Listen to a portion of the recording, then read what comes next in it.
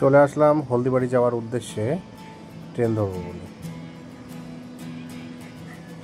ট্রেনটি এনজিপি থেকে হলদিবাড়ি পর্যন্ত যায়, যেটা এনজিপি টু হলদিবাড়ি প্যাসেঞ্জার নামে পরিচিত। তাই আমরা প্ল্যাটফর্মের দিকে আস্তে আস্তে এগিয়ে চলেছিলাম ট্রেন ধরার উদ্দেশ্যে। তারপরে ট্রেনটা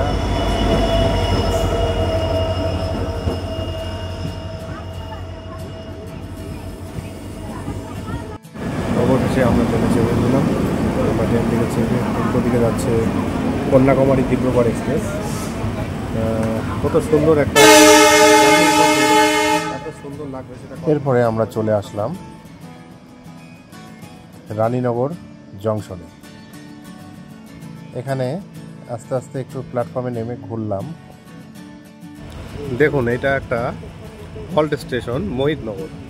এখানে একটা টিকিট কাউন্টারই শুধু আছে, কিন্তু কোনো প্রকার কোনো প্ল্যাটফর্ম নেই যেখানে মানুষ দাঁড়াবে। একদম নিচে। কি অবাক লাগছে বলুন। জার্নি পথে অনেক কিছুই দেখতে দেখতে যাব আমরা, সঙ্গে থাকুন আপনারা।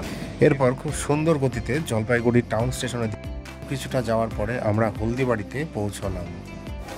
হ্যালো, আমরা এখন পৌঁছে গেলাম আমাদের ডেস্টিনেশন, যেটা হচ্ছে হলদিবাড়ি।